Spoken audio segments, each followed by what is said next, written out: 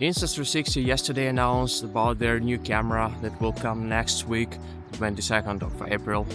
And it should be definitely 360 camera, most likely. From what we've seen on the promo video as well, they've definitely improved the low light video because it was their main focus in the promo. And as well, perhaps they added the replaceable lenses because, you know, it was always a battle who and if we should put this guard lenses on top of native lenses of Insta360 X5, yes or not. Guard lenses, well, they might worsen the quality of the video sometimes. Yeah, the new camera might bring what the users were waiting for the last year, and we should just hope that actually the price is not gonna go high, like up to $800, because that's the mistake that Insta360 did with 1-inch sensor Insta360 RS camera, that most likely just enterprise who was able to afford this camera.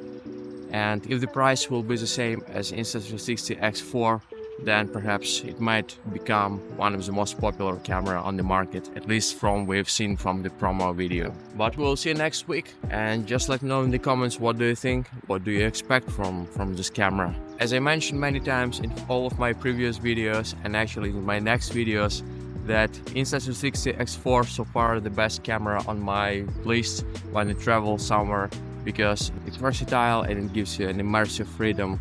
I mean, it films everything around you. And I think the only disadvantages and the limitation of the latest Insta360 X4 was the low light visibility, and that basically in order to protect the lenses I always had to wear these guard lenses. Even that I have the FlexiCare, but you know, FlexiCare is something that you still need to cover some costs in case of damaging. I really hope that they will improve this stuff, and if yes, I will definitely buy this camera. I don't know about you, but we'll see next week. Let me know in the comments what do you think. Should we go with Insta360 next new 360 camera, or just wait for DJI 360 that actually might come later this year? Cheers, bye.